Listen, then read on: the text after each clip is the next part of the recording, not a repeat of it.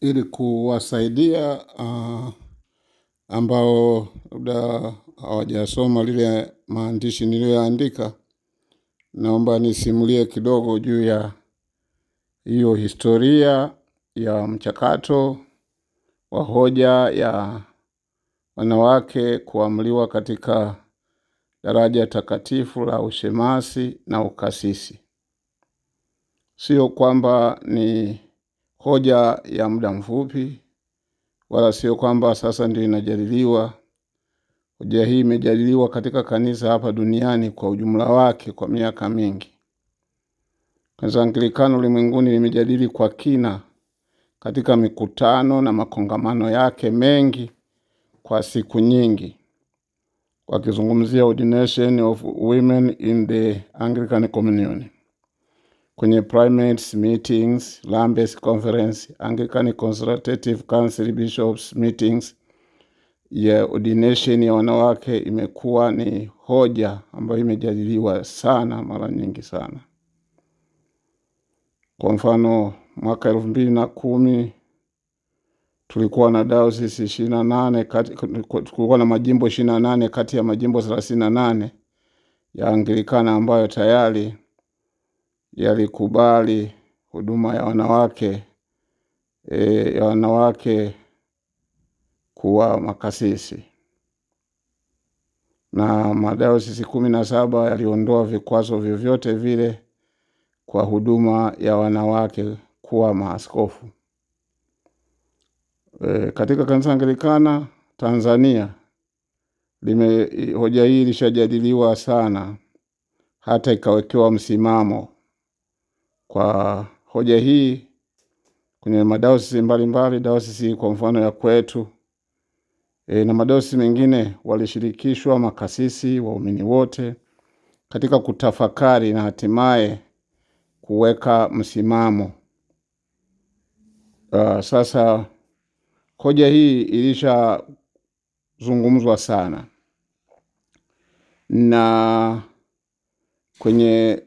kwenye kanisa kwa mfano ni miaka mingi yako madiocese yalishakubali wanawake. Kwa mfano diocese moja wapo ilimuamuru Kasisi Florence Lee Tim Oy, ambaye aliamliwa mwaka 1944 na Askofu Ronald Hall wa Victoria, Hong Kong, China. Mwaka 1944 hiyo diocese ilisha amru ya Victoria, Hong Kong iliamuru tayari mwanamke.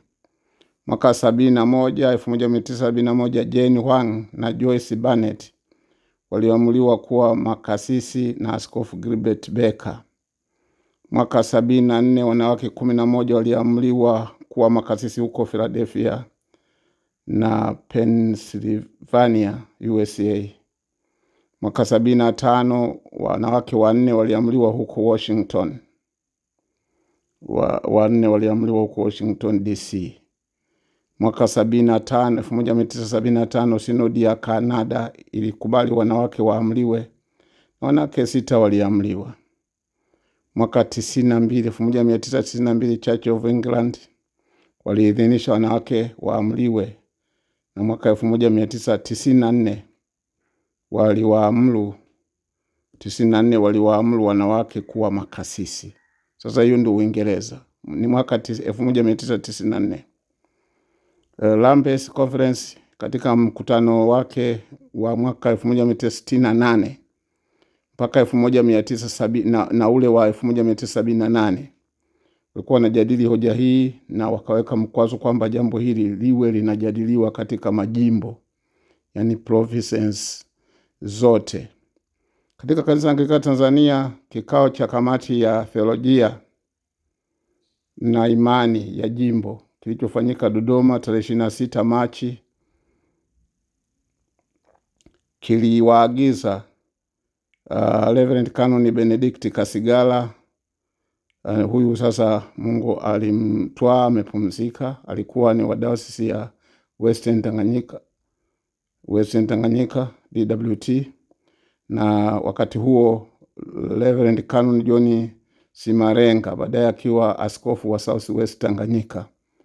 Huyu naye akiwa kanoni, akiwa kasisi na kanoni, walipewa jukumu la kuandika, kuchanganua hoja ya kuamliwa kwa wanawake kuwa wachungaji ili kuamsha dhamiri za waumini wa kanisa Anglikana Tanzania. Kanoni Kasigala aliandika mada yenye kurasa 8 iliyohusu juu ya kuamliwa wanawake kuwa wachungaji. Wakati huo kasisi kanoni Simalenga yaliandika kurasa 9 mada iliyokuwa na kichwa juu ya kuamliwa wanawake kwa huduma takatifu. Na wajibu wao ulikuwa kuamsha dhamiri za watu wa Kristo wa kanisa Anglikana Tanzania katika mawazo hayo ya mwanamke kuamliwa katika daraja takatifu. Sinodi ya jimbo iliyokutana Dodoma tarehe 12 hadi 14 Novemba 1996, ambayo na mimi nilihudhuria, ilipokea mada hizo na kuagiza zitumwe kwa makasisi jimbo zima na makasisi wa washirikishi waumini wote ili watoe maoni yao juu ya hoja ya kuamliwa wanawake katika huduma ya uchungaji, na maoni ya waumini yapelekwe katika sinodi za madayosisi kujadiliwa na baadaye yapelekwe jimbo. Kwa hiyo kwa mfano dayosisi yetu ya Morogoro yenyewe nayo ilipokea hizo mada zilizoandikwa 2 na ilisisambaza kwa makasisi katika parishi zote, na naamini jimbo zima kila dayosisi walipewa wakasambaza. Na Morogoro katika sinodi ya mwaka 1998, sinodi ya 9 ya dayosisi ya Morogoro iliyofanyika kanisa la Mariamu Mtakatifu Berega, katika mkutano wa siku hizo 3 tarehe 6 Novemba saa 5 asubuhi, hoja iliwasilishwa, na katika majadiliano ilionekana kumbe walei wengi walikuwa hawakushirikishwa zile mada zilizotoka jimbo. Hivyo azimio liliwekwa kama ifuatavyo, na nukuu: kwa kuwa walei hawakushirikishwa na kutoa maoni yao, sinodi inaruhusu halmashauri ya dayosisi ishughulikie hoja hii baada ya walei kuhusishwa. Mwisho wa kunukuu. Kwa hiyo halmashauri ya dayosisi ilianza kushughulikia hoja hiyo iliyokasimiwa na sinodi. Katika kikao cha halmashauri ya dayosisi ya Morogoro kilichofanyika tarehe 25 hadi 26 Februari 1999, halmashauri iliagiza makasisi wote waandikiwe barua ili wawashirikishe walei wajadili hoja ya kuamliwa wanawake kuwa wachungaji na kuwa wachungaji ni kwa daraja takatifu la ushemasi na ukasisi. Na makasisi hawakutakiwa kuongoza hoja hiyo, majadiliano hayo, bali walei walichagua mwenyekiti na katibu wao ili kuongoza majadiliano yao. Parishi zilijadili na kupeleka mawazo ya waumini kwenye halmashauri ya dayosisi. Katika maoni yaliyotoka katika parishi nyingi zilisema wakati bado, tuvute subira, tumsikilize Roho juu ya jambo hili, Roho Mtakatifu juu ya jambo hili, tuache wengine waanze, tujifunze kwao, na wengine walikataa. Parishi chache hazikuleta maoni.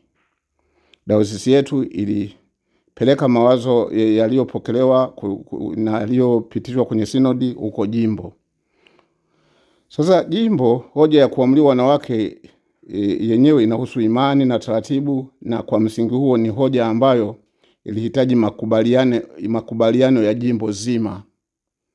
Hivyo sinodi ya 11 ya jimbo iliyofanyika katika ukumbi wa CCT Dodoma tarehe 27 mpaka 29 Oktoba 1999, katika agenda namba 25 ya mwaka 1999, katibu mkuu aliwasilisha agenda ambayo ilikuwa ni mara ya pili kuletwa.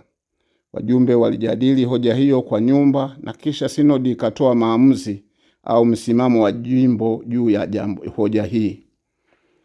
Sasa taarifa, yani watu walipewa kila nyumba wakajadili peke yao.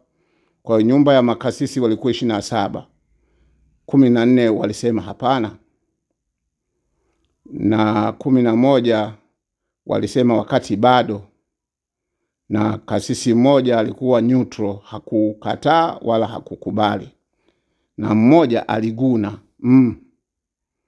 Nyumba ya walei walisema kwa vile suala hili lina mgogoro, sinodi itamke madayosisi yaliyo tayari yaendelee na yale yasiyo tayari yaache.